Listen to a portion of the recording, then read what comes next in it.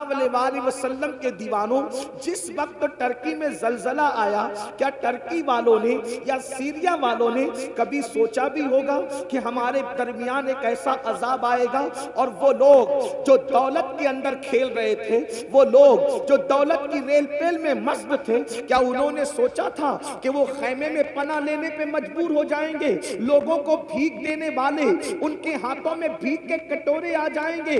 اللہ اکبر۔ میرے آقا صلی اللہ علیہ وسلم کے پیارے دیوانوں، یاد رکھنا، مصیبت کسی پر بھی آئے، مومن کی شان یہ ہے کہ مومن کسی بھی مصیبت زدہ کو دیکھ کر اس سے عبرت حاصل کرتا ہے۔ کسی مفکر نے کہا تھا، اگر دوسروں کو دیکھ کر تم عبرت حاصل نہیں کرو گے تو تم بھی عبرت بنا دیے جاؤ گے۔ قرآن کہتا ہے فَاعْتَبِرُوا يَا أُولِي الْأَبْصَارِ، اے آنکھ والو عبرت حاصل کرو۔ آنکھیں پکچر کے پوسٹر کے لیے نہیں دی گئی ہے، آنکھیں فلموں کے لیے نہیں دی گئی ہے، آنکھیں گندی پکچروں کے لیے نہیں دی گئی ہے، آنکھیں آوارگی کے لیے نہیں دی گئی ہے۔ قرآن کہتا ہے آنکھیں اللہ نے تمہیں عبرت کے لیے دی ہے۔ ایک سے ایک ویڈیو کو شیئر کرنے والوں کبھی غور بھی کیا ہوتا، کبھی سوچا بھی ہوتا؟ اللہ اللہ، ترکی اور سیریا کے اندر جو زلزلے آئے ہیں، انہوں نے کبھی سوچا ہوگا ان کے کتنے خوبصورت مکانات ہیں، ان کے کتنے اونچے اونچے مکانات ہیں، ان کے کتنے اچھے اچھے مکانات ہیں، لیکن دیکھ لو سرد موسم کے اندر اب خیموں میں پناہ لینے پر مجبور ہے۔ اللہ اکبر۔ میں یہ نہیں کہتا جن پر مصیبت آئی ہے وہ سب پاپی ہے، یہ نہیں کہتا جن پر تکلیف آئی وہ سب مجرم ہے، لیکن یاد رکھنا یہ بات آپ بھی کہتے ہو، عام بول چال میں ہم بھی کہتے ہیں، ہمارے علماء بھی کہتے ہوں گے کہ گیہوں کے برابر گھن بھی پسے جاتے ہیں۔ اللہ اکبر۔ اب آئیے زلزلے کیوں آتے ہیں، زلزلے آنے کی وجہ کیا ہے؟ اگر ہم نے اس پر نظر نہیں کی تو اللہ نہ کرے جتنی سخت مصیبت میں وہ گرفتار ہے اس سے بڑی مصیبت ہم پر بھی آ سکتی ہے۔ میرے آقا صلی اللہ علیہ وسلم کے دیوانوں، زلزلے آنے کی دو وجوہات بتائی جاتی ہے۔ ایک تو طبعی وجہ ہے جس کو سائنسداں لوگ بتاتے ہیں، یعنی کہ جو ہے وہ سیال مادوں میں ایسا ہوتا ہے تو زلزلہ آتا ہے۔ پھر کہتے ہیں کہ پلیٹوں کے اندر اختلاف ہو جاتا ہے آتا ہے۔ گویا کہ طبعی وجوہات، جیسے مثال کے طور پر ہم بیمار پڑتے ہیں، اس کی ایک طبعی وجوہات ہے، اس کی چند طبعی وجوہات ہیں۔ مثال کے طور پر زکام ہو گیا تو کیوں ہوا؟ تو کہا دہی کھا لیا تو کھانسی آ رہی ہے، اسی طریقے سے ٹھنڈا پی لیا تو زکام ہو گیا، اسی طریقے سے جو ہے شربت پی لیا تو یہ ہو گیا۔ یہ وجوہات طبعی وجوہات بتائی جاتی ہے، لیکن ایک دوسری وجہ ہوتی ہے اور وہ حقیقی وجہ ہوتی ہے اور وہ سچی وجہ ہوتی ہے۔ یاد رکھنا، آپ سے پوچھنا چاہتا ہوں، اگر شربت بیمار کرتا ہے، توجہ کرنا، اگر شربت سردی کرتا ہے تو 4 لوگ شربت پیتے ہیں، سردی ایک ہی کو کیوں ہوتی ہے، 3 لوگوں کو کیوں نہیں ہوتی؟ اگر سب کو شربت نقصان پہنچاتا تو نقصان سب کو پہنچانا چاہیے تھا۔ اسی طریقے سے اگر مرچی سے موشن ہوتے ہیں تو 4 لوگوں نے کھائی تو ایک ہی کو کیوں ہوئی، 3 کو کیوں نہیں ہوئی؟ اس کا مطلب یہ ہے ہم ریزن تلاش کرنے میں، طبعیات میں تو پھنسے ہوئے ہیں لیکن حقیقت پر ہماری نظر نہیں ہے۔ لیکن آج کے قرآن و سنت کو ماننے والوں، جب بھی کوئی مصیبت آتی ہے تو ہم قرآن اور حدیث میں اس کی وجہ تلاش کرتے ہیں۔ کیا وجہ ہے؟ قرآن و حدیث میں تلاش کریں۔ میں آپ سب کی توجہ چاہتا ہوں، ذرا غور فرمائیں۔ اللہ اکبر۔ اب طبعی وجوہات تو بتا دی گئی، سیال مادوں نے ایسا ہوا تو ایسا ہو گیا، پلیٹوں میں ایسا ہوا تو ایسا ہو گیا، یہ ہو گیا تو یہ ہو گیا، لیکن حقیقی وجہ کیا ہے؟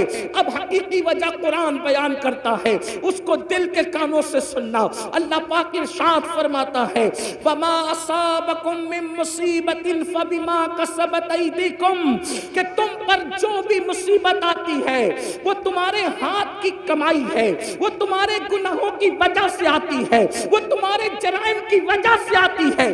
پتہ چلا ہم پر جو بھی مصیبت آتی ہے وہ گناہ کی وجہ سے آتی ہے۔ اس آیہ کریمہ کی تفسیر میں مفسرین لکھتے ہیں کہ اگر مومن کو کانٹا بھی چبھتا ہے اس کے گناہ کی وجہ سے چبھتا ہے، مومن کو ٹھوکر بھی لگتی ہے اس کے گناہ کی وجہ سے لگتی ہے۔ پتہ چلا اگر مسلمان گناہ کرنا چھوڑ دے تو وہ اتنا سیف ہو جائے گا کہ اس کو کبھی ٹھوکر بھی نہیں لگ سکتی.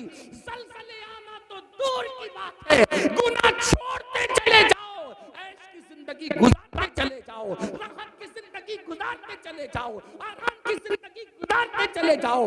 حیرت کی بات یہ ہے، آرام کی زندگی سب چاہتے ہیں، راحت کی زندگی سب چاہتے ہیں، سکون کی زندگی سب چاہتے ہیں، آرام کی زندگی سب چاہتے ہیں، قرار کی زندگی سب چاہتے ہیں، لیکن گناہ کوئی چھوڑنا نہیں چاہتا. اللہ اکبر. بڑی معذرت کے ساتھ میں یہ نہیں کہتا کون کیا کرتا ہے، لیکن ہر انسان اپنے آپ میں ڈوب کر سوچے. کہنے والے نے کہا تھا اپنے من میں ڈوب کر پاجا سراغ زندگی، اپنے من میں ڈوب کر پاجا سراغ زندگی. تو اگر میرا نہیں بنتا نہ بن، اپنا تو بن. مسلمانوں ہم اپنے تو بن جائیں. اپنے آپ میں ڈوب کر سوچو میں کیا کرتا ہوں. توجہ کرنا، یہ محفل تو کیا کرتا ہے اس کی نہیں ہے، یہ محفل خود احتسابی کی محفل ہے. یہ ہمارے علماء کی پشت پناہی میں یہ جو فقیر قادری عرض کر رہا ہے، آج ہم یہ نہیں کہیں گے تو کیا کر رہا ہے، کون کیا کر رہا ہے. آج ہم اپنے آپ میں ڈوب کر سوچے میں کیا کر رہا ہوں، میں کیا کر رہا ہوں. قرآن کہتا ہے یا ایھا الذین آمنوا علیکم انفسکم، اے ایمان والو اپنی فکر کرو. آج مسلمان کے اندر یہ بیماری پیدا ہو گئی، تو کیا کر رہا ہے، وہ کیا کر رہا ہے، کون کیا کر رہا ہے. اس لیے ہر آدمی دوسرے کو مجرم ٹھہراتا ہے، خود احتسابی نہیں. ہمارے بزرگوں میں کیا طریقہ تھا، میں کیا کر رہا. ایک مرتبہ سلطان العارفین حضرت بایزید بسطامی کے دور میں بارش بند ہو گئی. بارش بند ہو گئی. لوگوں نے کہا بارش بند ہو گئی، چلو سلطان العارفین بایزید کے پاس. یہ بایزید کون؟ سید الطائفہ، طاؤس العلماء. حضرت جنید بغدادی فرماتے ہیں جو مرتبہ فرشتوں میں جبریل امین کا ہے، وہ ولیوں کی کائنات میں اللہ نے سید السلطان العارفین حضرت بایزید بسطامی کو مقام عطا فرمایا. جیسے فرشتوں میں جبریل، ویسے ولیوں میں بایزید بسطامی. یہ بات جنید بغدادی نے اس وقت کہی، ابھی سرکار غوث پاک کی آمد نہیں ہوئی تھی. ان کی آمد سے پہلے یہ بات کہی گئی. آپ سے پوچھتا ہوں، جو ولیوں میں جبریل کی طرح ہے، جیسے فرشتوں میں جبریل، ویسے سلطان العارفین بایزید ولیوں میں ہیں، ایسی ہستی کے پاس لوگ آ کے کہتے بارش بند ہو گئی. توجہ کرنا، اپنے دور کی بے مثال ہستی جس کی بارگاہ میں داتا علی حجویری جیسے لوگ خراج عقیدت پیش کریں، جس کی بارگاہ میں جنید بغدادی جیسے لوگ خراج عقیدت پیش کریں، جس کی بارگاہ میں سر سختی جیسے لوگ خراج عقیدت پیش کریں، وہ سلطان العارفین حضرت بایزید بسطامی رضی اللہ تعالیٰ کے پاس جب لوگ پہنچے، حضرت بارش نہیں ہو رہی، کیا فرماتے ہیں، میں جان گیا کیوں بارش نہیں ہو رہی. توجہ کریں، میں جان گیا کیوں بارش نہیں ہو رہی. کہا میرے گناہ حد سے بڑھ گئے، میرے گناہ حد سے بڑھ گئے، اس لیے اللہ نے میری وجہ سے بارش روک لی. ایک کام کرتا ہوں، میں ہی شہر چھوڑ کر کے چلا جاتا ہوں. جب مجرم اور پاپی شہر سے نکلے گا تو جس کی وجہ سے بارش رکی ہے پھر باران رحمت کا نزول ہو جائے گا. لوگ حیرت زدہ رہ گئے. اتنی بڑی ہستی، اتنی بڑی شخصیت جس کی زندگی میں کبھی تہجد فوت نہ ہو، جس کا مقام اور مرتبہ مقام شہودی اور حضوری میں یہ ہو کہ خود فرماتے ہیں ایک لمحہ بھی جلوے یار اگر نظروں سے اوجل ہو جائے تو میں اپنے آپ پر کفر کا فتویٰ دے دوں. اندازہ تو فرمائیں یہ مقام حضوری کی منزل پر فائز ہے اور حال کہہ کے کہتے ہیں میرے گناہ بڑھ گئے اس لیے میں شہر چھوڑ کر کے جاؤں گا، میری وجہ سے بارش رک گئی ہے، باران رحمت کا نزول ہوگا. اور سلطان العارفین جیسے ہی شہر چھوڑ کے نکلے، اللہ کو عاجزی کی یادہ اتنی پسند آ گئی، لوگوں کے استسقاء اور دعاؤں سے بارش نہیں ہوئی، بایزید کی عاجزی کی برکت سے باران رحمت کا نزول ہو گیا. حیرت کی بات یہ ہے جو گناہگار نہیں تھے, جو مجرم نہیں تھے, وہ اپنے آپ کو گنہگار سمجھتے تھے. اور یہاں حال یہ ہے, جو کبھی اٹھ کر کے مسجد بھی نہیں جاتے, ان کو یہ غرور اور گھمنڈ ہے کہ مولانا ہم جنت میں نہ جائیں گے تو کون جائے گا. جن کا حال یہ ہے کہ وہ کھڑے ہو کر استنجا کرتے ہیں تو 3 دن تک کے غسل نہیں کرتے, ناپاکی کی حالت میں زندگی گزارتے ہیں. جو غسل جنابت کے حوالے سے اتنے غافل ہیں کہ 3 دن ناپاک پڑے رہتے ہیں, ان کو بھی یہ گھمنڈ ہے کہ مولانا ہم جنت میں نہ جائیں گے تو کون جائے گا. آؤ ترکی اور سیریا کے زلزلے کے تناظر میں ہم دیکھیں زلزلے کیوں آتے ہیں, اس کے آنے کی وجہ کیا ہے, تو ہم حدیث میں تلاش کرتے ہیں. امام اہل سنت نے بھی جو ہے وہ روایت لکھی ہے فتاوی رضویہ شریف کے اندر, پہلے وہ کوٹ کر دوں اس کے بعد آگے بڑھتے ہیں.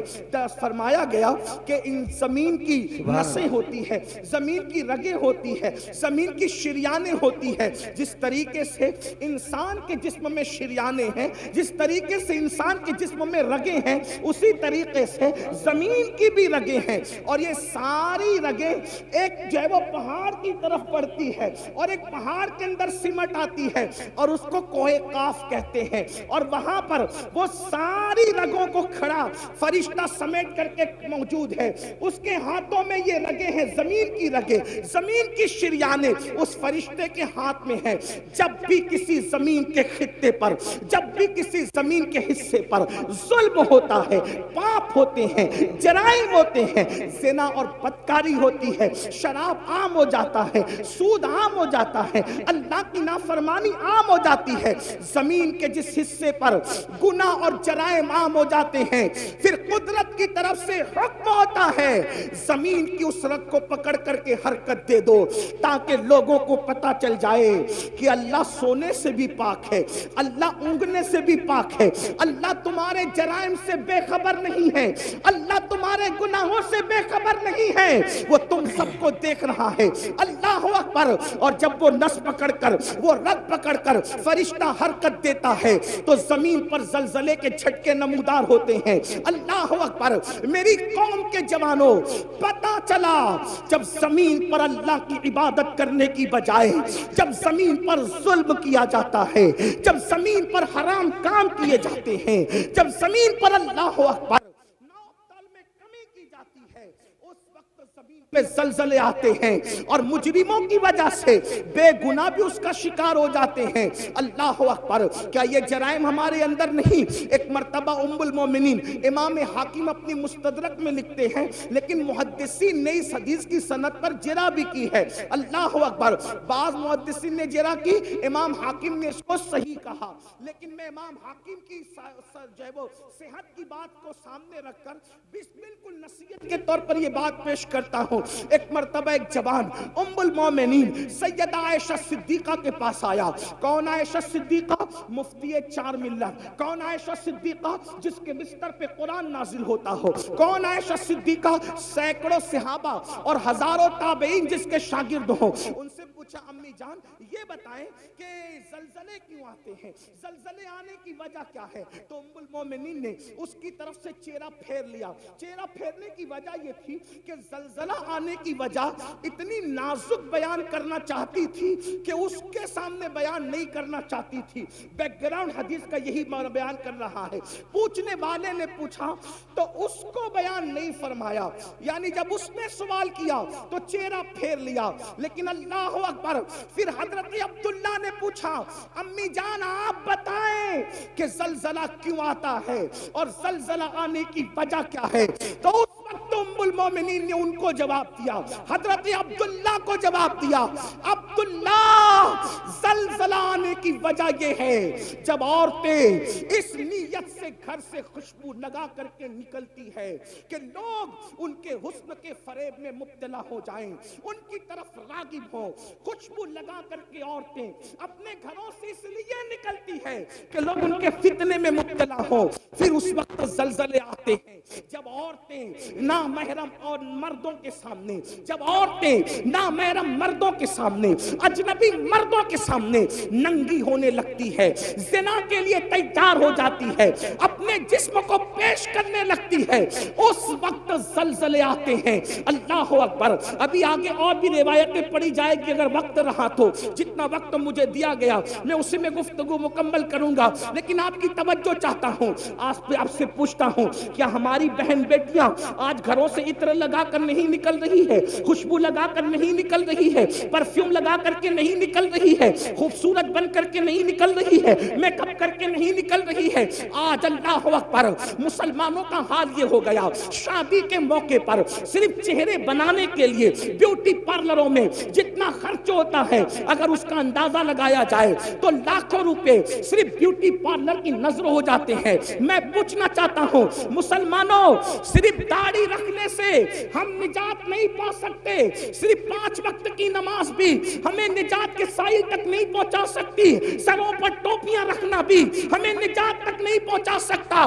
اس وقت تک جب تک کہ ہم پورے دین پر عمل نہ کریں، ہم نے دین کی چند چیزوں کو اٹھا لیا، کسی کو نماز آسان پڑی اس نے نماز اٹھا لیا، کسی کے چہرے پہ داڑھی آسان پڑ گئی اس نے داڑھی رکھ لی، کسی نے ٹوپی کو آسان سمجھا اس نے ٹوپی پہن لی۔ یاد رکھنا، دین کو رسومات بنانے والوں، یہ رسمی عبادتیں نجات کے سائل تک نہ لے جائے گی۔ میرے نبی نے فرمایا وَالْعَاقِبَةُ لِلْمُتَّقِينَ، نعرہ تکبیر، آخرت صرف پرہیزگاروں کے لیے ہے، آخرت متقیوں کے لیے ہے، بلکہ یہاں تک فرمایا جو لوگوں کے سامنے ٹوپیاں پہنے، نمازیں پڑھیں، روزے رکھے، نیک عمل کرے، اور جو تنہائی کے اندر پاپ اور گناہ کرے، اللہ ان کی عبادتوں کو ان کے منہ پہ مار دے گا۔ خدا کو ایسی عبادتوں کی کوئی حاجت نہیں ہے، میرا اللہ حاجت اور ضرورت سے پاک ہے، اسے کسی کی عبادت کی ضرورت نہیں ہے، وہ بے نیاز ہے۔ مسلمانوں بتاؤ تو صحیح، اللہ اکبر، ہماری بیٹیاں بیوٹی پارلروں میں جائیں، ہماری بیٹیاں خوشبو لگائیں، ہماری بیٹیاں اجنبی مردوں کے سامنے ننگی ہو جائیں۔ اب کچھ لوگ سوچتے ہوں گے کہ یہ مولوی یہ بات کیوں کر رہا ہے کہ بیٹیاں ننگی ہو جائیں؟ میں کہتا ہوں صرف کپڑا اتارنا ہی ننگا پن نہیں ہے۔ اگر دوسری حدیث پر نظر ڈالیں تو ذرا اپنے آپ میں ڈوب کے سوچیں کہ کتنوں کی بیٹیاں ننگی ہے۔ بڑی معذرت کے ساتھ سفید ریش میرے بزرگ علماء بھی بیٹھے ہیں، ان کا ادب بھی میرے سامنے ہے، لیکن اگر انجیکشن نہ لگائیں، آپریٹ نہ کریں، آپریشن نہ کریں تو یہ قوم ہمیں ملتی کہاں ہے؟ جب ہم منبر پہ نہ بولیں تو کہاں بولیں؟ لوگ کہتے ہیں اتنی اوپن تقریر نہیں ہونا چاہیے۔ میں نے کہا جب لوگ اوپن گناہ کر رہے ہیں تو اوپن اصلاح کرنے کا ہمیں حق نہیں؟ جو قوم گناہ کرنے میں اوپن ہو گئی تو کیا ہم اس قوم کو آئینہ نہیں بتا سکتے؟ اور اللہ نیتوں کو جانتا ہے، فحش بات کرنے کی ہماری عادت نہیں، اللہ نیتوں کو جانتا ہے۔ لعنت اللہ علی الکاذبین، جو جھوٹ بولے اس پہ لعنت ہے۔ ہمیں شوق نہیں یہ بات کرنے کی، لیکن آپ سے پوچھتا ہوں اگر یہ سوچتے ہیں ام المومنین نے کہا مردوں کے سامنے عورتیں ننگی ہوگی، زلزلے آئے، عورتیں ننگی نہ ہو رہی۔ ایک حدیث میں اللہ کے رسول علیہ السلام نے فرمایا قیامت کے قریب عورتیں کپڑے پہن کے بھی ننگی ہوگی۔ تو صحابہ نے پوچھا آقا کپڑے پہن کے ننگی ہونے کا کیا مطلب ہے؟ وہ فرمایا اتنے باریک اور پتلے پتلے کپڑے پہنے گی کہ کپڑے پہن کر بھی ان کا جسم نظر آئے گا، اتنے تنگ اور چست پہنے گی کہ مفہوم ہے کہ جسم کا نشیب و فراز دکھے گا۔ تو یہ بھی تو ننگے پن کی، کپڑا پہن کر بھی ننگی ہے۔ مردوں کو اس کا کوئی خیال نہیں۔ ایک باپ جب جمعہ کی محفل میں مسجد کے اندر یہ خطاب سنتا ہے تو کہتا ہے مولوی لوگ پرانے خیال کے لوگ ہیں۔ مولوی پرانے خیال کا نہیں ہے، ہم دین کے پابند ہیں۔ لوگوں کو اگر ترقی کرنا ہے تو لوگ آگے جائیں، اور مسلمان کو اگر ترقی کرنا ہے تو وہ پیچھے نبی کے قدموں میں آئے۔ سبحان اللہ۔ ہمیں کل بھی ترقی ملی تھی تو قدم ناز مصطفیٰ کے صدقے میں ملی تھی، اور اگر آج بھی ترقی ملے گی تو نبی کے قدموں میں ملے گی۔ لوگ کہتے ہیں نبی کے قدموں میں کیا رکھا ہے؟ میں کہتا ہوں جب ماں کے قدموں میں جنت ہے تو نبی کے قدموں میں کیا رکھا ہے؟ اس नारे तकबीर, नारे कदमों में जो है गैर का मुंह क्या देखे, कौन नजरों पे चढ़े देख के तलवार तेरा। एक भाई अपनी बहन पे कंट्रोल नहीं कर सकता, एक बाप अपनी बेटी पे कंट्रोल नहीं कर सकता, एक शौहर अपनी बीवी पे कंट्रोल नहीं कर सकता। अगर कंट्रोल नहीं कर सकते तो दिल के कानों से सुन लो, अपनी नमाज, अपने रोजे, अपने हज, अपने सदका, अपने उम्रा पर घमंड करने वालों, अगर अपने घर की औरतों को कंट्रोल नहीं करते तो अल्लाह ने जन्नत के दरवाजे पे लिख दिया है कि जन्नत दय्यूसों के लिए हराम है, हराम। जन्नत दय्यूसों के लिए हराम है। सहाबा ने पूछा आका दय्यूस कौन है? तो अल्लाह के रसूल अलैहिस्सलाम ने फरमाया जिसके घर की औरतें बदी में मुब्तला हों और वो मर्द मालूम होने के बाद उनको न रोके, जो औरतें बाजारों में बेपर्दा जाएं और वो मर्द मालूम होने के बावजूद उनको न रोके, ऐसे मर्द दय्यूस है, दय्यूस। अल्लाह ना उनका फर्ज कबूल करता है, ना उनका नफल कबूल करता है, ना उनकी दुआएं कबूल करता है, ना उनकी नमाजें कबूल करता है। मेरे प्यारे आका अलैहिस्सलाम के प्यारे दीवानों, उम्मुल मोमिनीन फरमाती है पहली वजह तो ये है। दूसरी वजह, जब नाप तौल में कमी की जाएगी तो जलजले आएंगे। उम्मुल मोमिनीन नाप तौल में कमी। अब नाप तौल में कमी पर बहुत अच्छी तशरीह की है हकीमुल उम्मत हजरत अल्लामा मुफ्ती अहमद यार खान नईमी रहमतुल्लाह अलैह। नाप तौल में कमी पर हमारा दिमाग यहीं आके अटक जाता है कि सब्जी नाप तौल हुआ, सब्जी में नापतोल हुई तो किसी ने कमी कर दी तो जलजला आएगा। ये भी है, इसका तो इनकार ही नहीं है, तो सब समझ गए। नापतोल में कमी का क्या मतलब? अल्लाह कुरान मुकद्दस में फरमाता है नापतोल में कमी न करो, वला तुक्सिरुल मीज़ान। नापतोल में कमी ना करो, उसमें खसारा ना करो, उसमें कमी ना करो। क्या मतलब? नापतोल में कमी ना करने के कई माना है। एक माना यही तो बात है, जब गालिब और इकबाल के कलाम के इतने माना निकल सकते हैं तो फिर मुस्तफा जाने रहमत की हदीस के उसके कितने माना निकल सकते हैं। इसी को तो मेरे इमाम कहते ना, मैं निसार तेरे कलाम पर मिली यूं तो किसको ज़बान नहीं, वो सुखन है जिसमें सुखन ना हो, वो बयां है जिसका बयां नहीं। और फसहा अरब के बड़े बड़े तेरे आगे यूं है दबे लचे, कोई जाने मुंह में ज़बान नहीं बल्कि जिस्म में जान नहीं। हदीस की तशरीह हो रही है हकीमुल उम्मत की ज़बानी, और मैं उसको बतौर मफहूम पेश करूं। नापतोल में कमी होती है तो जलजले आते हैं। तो नापतोल में कमी का एक मतलब तो ये हुआ कि हम सब्जी बेच रहे हो, दूध बेच रहे हो, वगैरह वगैरह जो नाप के उसमें कमी ना करो। अब नापतोल में कमी का एक माना ये भी है कि किसी का हम पे हक निकलता है तो हम तो उसको मांगते हैं, लेकिन जब हम पर निकलता है तो उसको नहीं देते। नापतोल में कमी का एक मफहूम ये भी तो लेना देना है ना। अगरचे इसका कोई दिखने वाला तराजू नहीं है, लेकिन बहरहाल हमें देना तो उसका हक है। हर आदमी हक मांग रहा है, हक देने वाले कितने हैं? क्या बेशुमार सफेद लिबास पर हमें वो कुर्सी पे बैठे हुए हाजी नमाजी नजर नहीं आते जिन्होंने अपनी बहनों का हक मार करके रखा है? क्या बात, क्या जो अपनी बहनों को हिस्सा नहीं देते।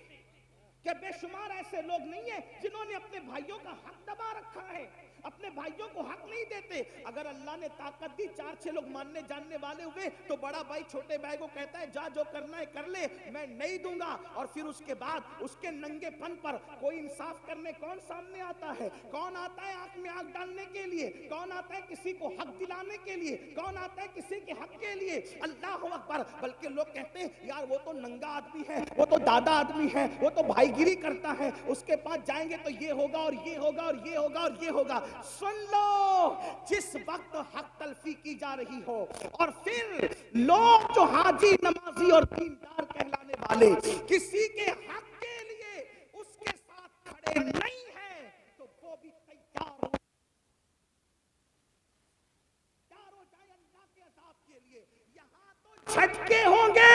اور زمین کے اندر جو ہوگا اس کا انجام کیا ہوگا. بڑی معذرت کے ساتھ ایک بات میں آپ کو بتاؤں جس کو فقی ابو اللیث سمرقندی رحمت اللہ علیہ نے اپنی کتاب میں لکھا ہے, ذرا دھیان سے سننا.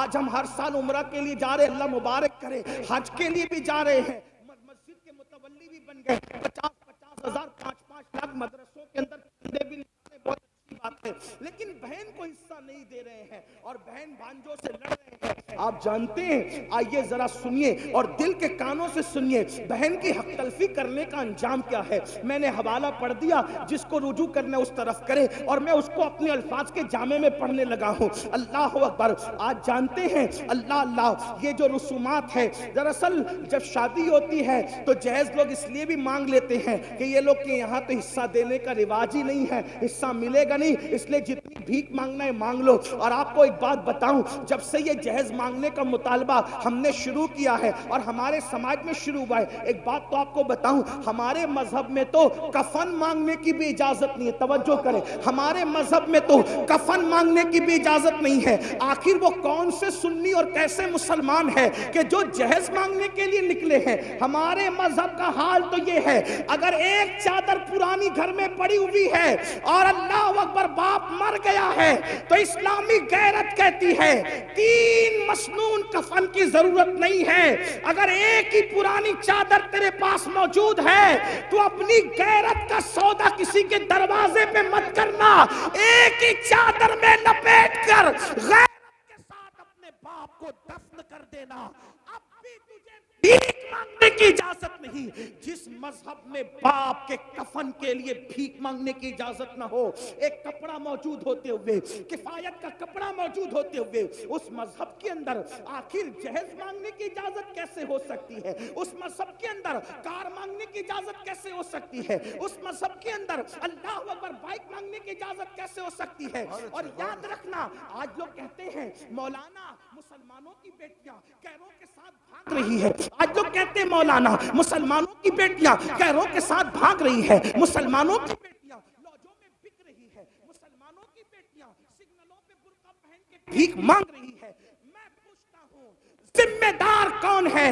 بڑی معذرت کے ساتھ جو یا کہ غیرت مند مسلمانوں, اگر تمہارے دلوں میں عشق مصطفیٰ ہے, اگر تمہارے دلوں میں محبت رسول ہے, اگر تمہارے دلوں میں الفت رسول ہے, اس عشق مصطفیٰ کا واسطہ دے کر پوچھنا چاہتا ہوں, بیٹیاں لوجوں میں کیوں بک رہی ہے؟ بیٹیاں سگنلوں پہ بھیک کیوں مانگ رہی ہے؟ بیٹیاں مرتد کیوں ہو رہی ہے؟ اوروں کا ہاتھ پکڑ کر کیوں جا رہی ہے؟ ذمہ دار کون ہے؟ کیا وہ بیٹی جس نے کسی کا ہاتھ تھام لیا صرف وہ ذمہ دار ہے؟ نہیں نہیں, بلکہ ذمہ دار ہم سب ہیں, ذمہ دار پورا معاشرہ ہے. اس کی وجہ نعرہ تکبیر, نعرہ رسالت, حضرت مفتی محمد اسماعیل صاحب قبلہ, نعرہ تکبیر. تشریف رکھیں, بیٹھ جائیں, حضرت کا استقبال کر لیں, درود شریف پڑھیں آپ لوگ. اللہم صلی علی سیدنا مولانا محمد معدن الجود والکرم وآلہ وصحبہ وبارک وسلم صلاۃ والسلام علیک یا رسول. ایک بار سب مل کے اور درود شریف پڑھ لیں آپ. اللہ رب محمد صلی اللہ علیہ وسلم.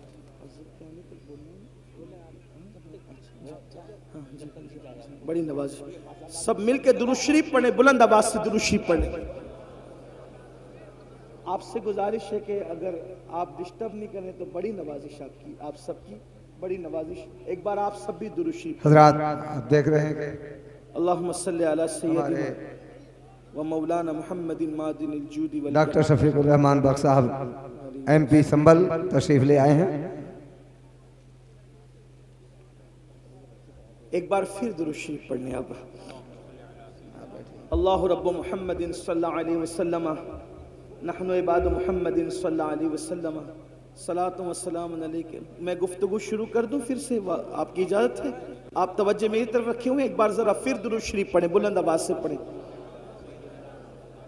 اللہم صلی علی سیدنا و مولانا محمد معدن الجود والکرم وآلہ وصحبہ وبارک وسلم صلاۃ و سلام علیک یا رسول اللہ صلی اللہ علیہ وسلم.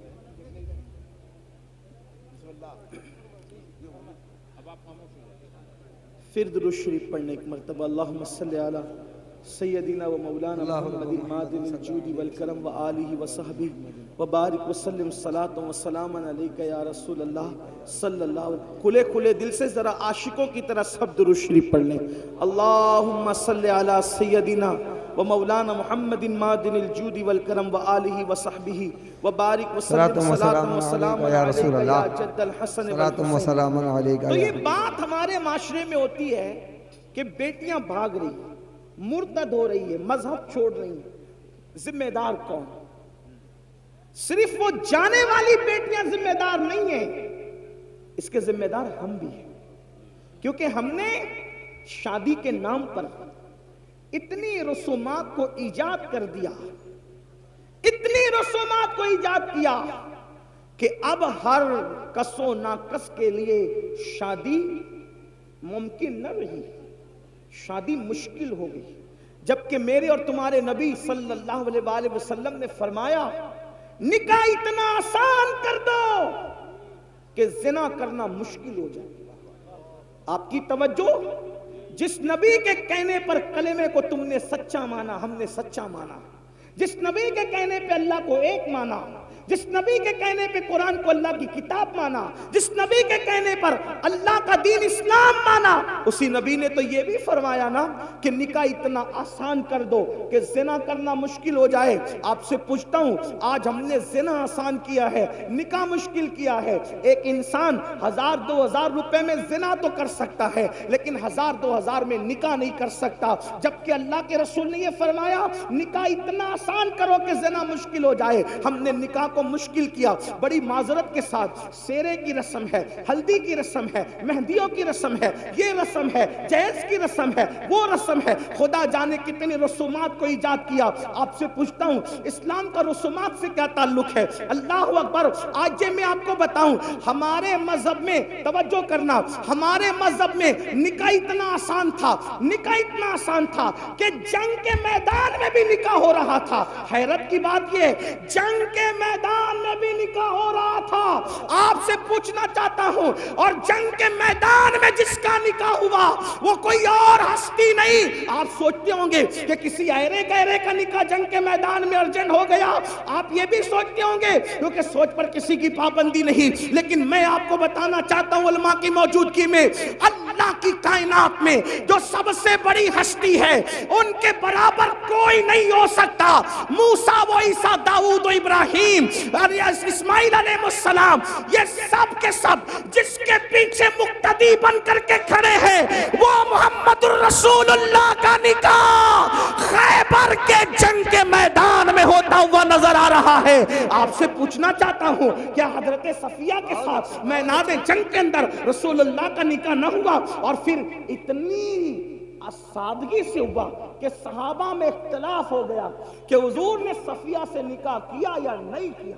علماء جانتے ہیں میں کوئی نئی بات نہیں کر رہا ہوں، لیکن توجہ کرو، سال بھر پہلے سے شادیوں کی رسموں کو رچانے والوں، معراج کے دولہا کا نکاح میدان میں ہو رہا ہے اور اتنی سادگی سے ہو رہا ہے کہ صحابہ میں اختلاف ہوا نکاح ہوا یا نہیں ہوا. تو صحابہ میں سے چند صحابہ نے کہا کیوں بحث کرتے ہو، انتظار کرو. اگر رسول اللہ نے حضرت صفیہ کو پردہ کرا دیا تو سمجھ لینا کہ نکاح ہو گیا، اور اگر پردہ نہیں کرایا تو سمجھنا کہ نکاح نہیں ہوا. آپ سے پوچھنا چاہتا ہوں جب معراج کے دولہا کا نکاح اتنی سادگی سے ہوتا ہے تو تم کون اور تمہاری حیثیت کیا، ہم کون اور ہماری حیثیت کا. لیکن ظلم کا برا ہو، مسلمان کو نبی کی سنت کب یاد آتی ہے؟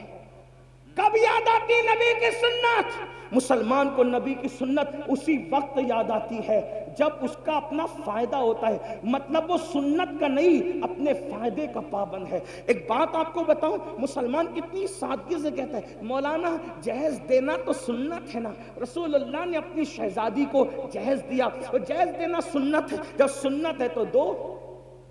ہم نے کہا یہ بہت بڑے محققین اور علماء ہیں، میں ایک بات آپ سے کہتا ہوں، ہمت کہہ کے کہتا ہوں، اگر غلطی ہوگی تو ابھی اصلاح ہوگی، اور اگر یہ اصلاح کر دیں گے ابھی کر دیں گے. اگر صحیح کہہ رہا ہوں اور غلط کہہ رہا ہوں تو اصلاح کر دیں گے، صحیح کہہ رہا ہوں تو آپ کو ماننا چاہیے۔ رسول اللہ نے اپنی بیٹی کو جہیز نہیں دیا، جہیز دینا کوئی سنت نہیں۔ یہ ایک طالب علم کا، قرآن اور حدیث کے طالب علم کا دعویٰ ہے۔ مناظرے مباحثے اور اس کا شوق نہیں ہے، نہ میں مناظر ہوں نہ میں بحث والا آدمی ہوں، لیکن میں آپ کی عدالت میں ایک بات رکھ رہا ہوں، علماء کی توجہ کے ساتھ، توجہ آپ کی اسی بات توجہ سے سن لیں۔ جہیز دینا سنت نہیں ہے، جب دینا سنت نہیں تو لینا بھی سنت نہیں۔ پھر آپ کہیں گے کہ وہ مثنوی میں، پھر مفتی احمد یار خان نعیمی نے، اور پھر فلاں اور پھر فلاں بزرگوں نے جو جہیز کی فہرست بنائی ہے اس کے بارے میں تو کیا کہتا ہے؟ میں کہتا ہوں وہ فہرست صحیح ہے، فہرست سے مجھے کوئی اختلاف نہیں، لیکن تھوڑا سمجھ میں ہمارے فیر ہو رہا ہے۔ کیا فیر ہو رہا ہے؟ ایک بات بتاؤں آپ کو دھیان سے، نہ جہیز دینا سنت نہ لینا سنت۔ یہ ایک سبق سنانے کی نیت سے عرض کر رہا ہوں۔ علامہ اللہ بخش صاحب اگر موجود ہیں، پیچھے ہے کیا؟ پشت پناہی کر رہے کیا؟ بہت دور چلے گئے۔ نہ دینا سنت نہ لینا سنت تو کافر۔ وہ فہرست میں نے کہا صحیح، مصنوی میں فہرست وہ بھی صحیح، مفتی احمد یار خان نعیمی نے بنائی وہ بھی صحیح، تو کہا پھر میں نے کہا وہ بس سمجھ کا پھیر ہوا۔ اللہ کے رسول نے وہ جو جہیز دیا ہے، جہیز وہ سیدہ فاطمہ کو نہیں دیا، بلکہ وہ اپنے بھائی علی مرتضیٰ کو دیا۔ نمبر ایک سیدہ کو نہیں دیا، بیٹی کو نہیں دیا، بھائی کو دیا۔ اگر آپ بھی بھائی کے لیے لاکھوں خرچہ کرتے ہیں تو امین القادری تمہارا تلوہ چومنے کے لیے تیار ہے۔ حضور نے بیٹی کو نہیں دیا، اپنے بھائی کو دیا۔ داماد بھی نہیں کہہ رہا ہوں، ورنہ کسی کو چور دروازے سے گھسنے کا راستہ ملے گا۔ بھائی کو دیا۔ اب بھائی کو کیوں دیا؟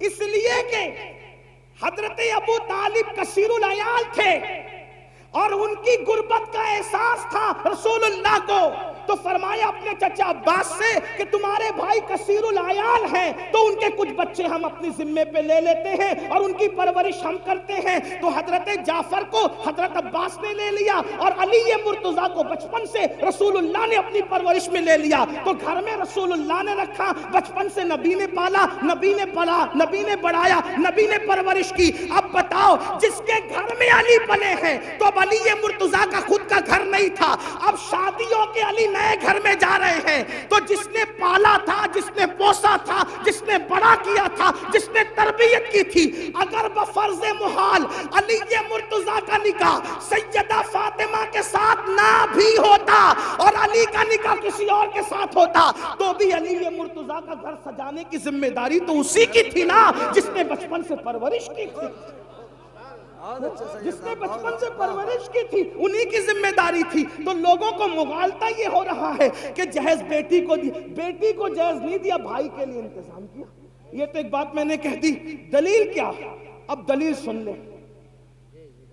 ایک کھجور، توجہ، ایک کھجور کسی ماں یا باپ کے پاس آئے اور وہ دو بچوں میں برابر برابر تقسیم نہ کرے تو اللہ کے رسول فرماتے ہیں کھجور کی غلط تقسیم کرنے پر بھی اللہ کو جواب دینا پڑے گا۔ بچوں کے ساتھ برابری کا یہ حق ہے، اس کو ایک مرتبہ بوسہ لیا تو دوسرے بچے کا حق ہے کہ اس کو بھی ایک بار لے لے۔ جو مذہب بوسہ لینے میں برابری دیتا ہو بچوں کے لیے، تو اب سنیں، میرے نبی کی ایک بیٹی تو نہ تھی نا، ہمارے عقیدے میں اہل سنت کے عقیدے میں نبی کی کتنی شہزادیاں ہیں؟ 4۔ کتنی ہیں؟ جو مل کے بولے کتنی ہیں؟ 4 مانو، کیونکہ دوسرے ہیں جن کو 4 ہضم نہیں ہوتی، کچھ ایسے ہیں جن کو 4 سے ہی نفرت ہے۔ جی سبحان اللہ۔ نہ 4 خلفاء مانتے ہیں، نہ 4 شہزادیاں مانتے ہیں، انہیں تکلیف ہے اور وہ پورا زور لگا رہے ہیں ایک ہے ایک ہے ایک ہے۔ ہم نے کہا 4 ہیں، ہمارے پاس قرآن سے دلیل، ہمارے پاس دلیل کہاں سے؟ علماء موجود ہے، یہ ابن کثیر نے کہا اور یہ اس نے کہا اور اس نے کہا میں نے کہا. جب قرآن کہہ دے تو پھر کوئی کثیر نہیں، کوئی کامل نہیں، کچھ نہیں. جس کی بات قرآن سے ٹکرائے گی اگرچہ وہ ہمارا سب سے بڑا امام کہلائے پھر بھی ہم اس کی بات نہیں مانیں گے، کیونکہ قرآن صاحب قرآن ہمارے لیے پہلے نمبر پر ہے. صحیح بات ہے، یہی تو ہے نا. ہمارے امام نے جب اعلان کیا کہ میرا کوئی قول حدیث سے صحیح سے ٹکرا جائے اسے چھوڑ دیا جائے، یہی ہے ہمارا اصول. اب قرآن کیا کہتا ہے؟ یا ایھا النبی، توجہ قرآن کہہ رہا ہے. جو نبی کی 4 بیٹیاں نہیں مانتے نا ان کی طرف توجہ دلانا چاہتا ہوں. یا ایھا النبی، اے نبی، قل لازواجک وبناتک ونساء المؤمنین، اے محبوب آپ فرما دیں، اے نبی آپ کہہ دیں کس سے؟ لازواجک، اپنی بیویوں سے، وبناتک، اپنی بیٹیوں سے. چھوٹا سا بھی عربی کا طالب علم ہو تو وہ جانتا ہے عربی زبان کی بلاغت اور وسعت یہ ہے کہ عربی کے ہاں واحد جمع نہیں ہے صرف، بلکہ واحد ہے، تثنیہ ہے، پھر جمع قلت ہے، جمع کثرت ہے. صحیح. اب قرآن یہ بتا رہا ہے اگر ایک بیٹی ہوتی تو قرآن کیا کہتا؟ کل ازواجکا و بنتکا. لیکن قرآن بنتکا نہیں کہہ رہا ہے، کیا کہہ رہا ہے؟ بناتکا. واحد بھی نہیں ہے، تثنیہ بھی نہیں ہے، بلکہ جمع ہے. اب اگر اس کو جمع قلت بھی مان لیا جائے تو کم سے کم 3 ماننا پڑے گا. آپ کم سے کم تو آپ کو 3 ماننا پڑے گا. 3 سے کم پر تمہاری جان نہیں چھوٹ سکتی. اس سے پتا چلا جب قرآن نے کہہ دیا وَبَنَاتِكَ، آپ اپنی بیٹیوں کو حکم دے تو ماننا پڑے گا نبی کی 1 نہیں تھی بلکہ نبی کی 3 سے زائد بیٹیاں. اب جب یہ مان گئے، اس پہ کوئی تفصیل بات نہیں کرتا، علماء جانتے ہیں، آپ کو مزید وہ سمجھا دیں گے. تو جب نبی کی 4 بیٹیاں ہیں اور آپ کہتے سیدہ فاطمہ کو جہیز دیا، کس کو جہیز دیا؟ تو آپ کو یہ بھی ماننا پڑے گا سیدہ زینب بنت محمد کو بھی جہیز دیا. آپ کو یہی ماننا پڑے گا سیدہ رقیہ بنت محمد کو بھی جہیز دیا. آپ کو یہ بھی ماننا پڑے گا سیدہ ام کلثوم بنت محمد کو بھی جہیز دیا. تو اب اگر آپ سیدہ فاطمہ کا جہیز ثابت کرتے ہو تو آپ کی یہ ذمہ داری ہے کہ حضرت زینب، حضرت رقیہ، ام کلثوم کا بھی جہیز آپ ثابت کر کے بتائیں کہ حضور نے کیسے جہیز دیا. اور یہ بات یاد رکھنا، جب ان کو نہیں دیا تو پھر نبی کے انصاف سے یہ بعید ہے کہ جو نبی بوسہ لینے میں برابری کی بات کرے، جو نبی کھجور کی تقسیم میں برابری کی بات کرے. یہ کیسے ہو گیا کہ ایک بیٹی کو جہیز دیا اور 3 بیٹیوں کو جہیز سے محروم رکھا؟ معاذ اللہ ثم معاذ اللہ. اب اس سے بڑھ کر ایک دلیل یہ تو تم اور میں ہے جو سنتوں کو معاذ اللہ عمل نہیں کرتے، سنتوں پر توجہ نہیں کرتے. لیکن آپ سے پوچھنا چاہتا ہوں، چلے جس علی کو جہیز ملا تھا ان کو تو پتا ہے نا کہ رسول اللہ نے بیٹی کو جہیز دیا، تو پھر علی مرتضیٰ نے بھی اپنی بیٹیوں کا نکاح کیا.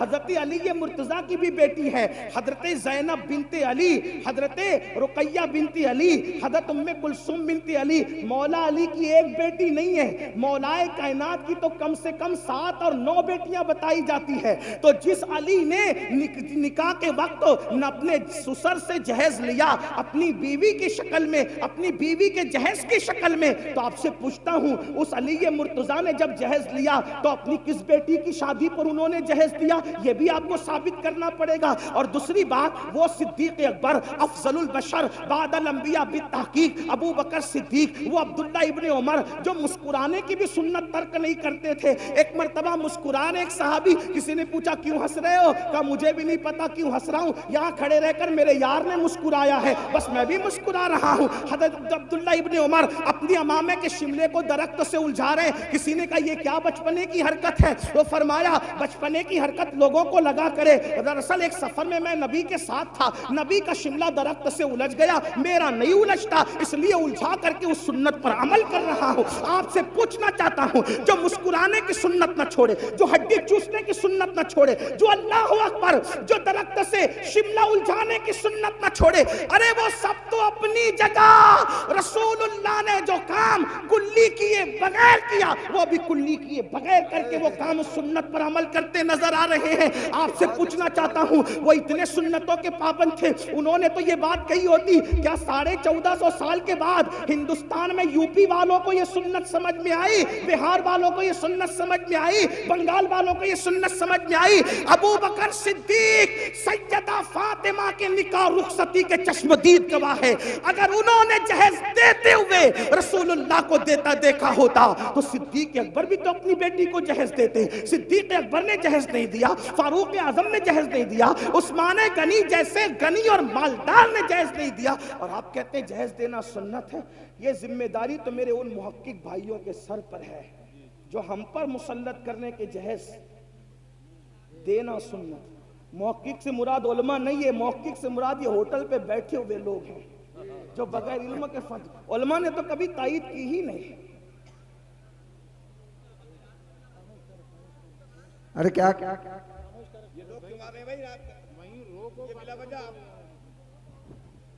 उलमा ने तो कभी तायीद की ही नहीं। दरअसल ये सारे खुराफात की तायीद नफ्स के गुलाम लोग कर रहे हैं। मेरी गुजारिश है आपसे, अगर कौम की बच्चियों की आबरू और इज्जत से थोड़ी भी दिलचस्पी हो,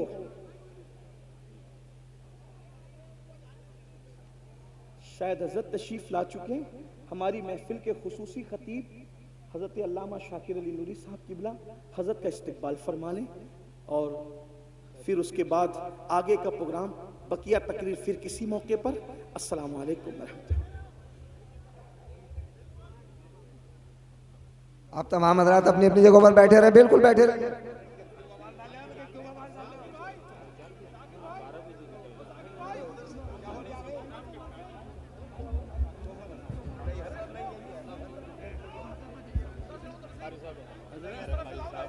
हजरत अभी अभी आपने तकरीर सुनी है कि आप अपनी जगह खामोशी से बैठे रहें, और अभी अभी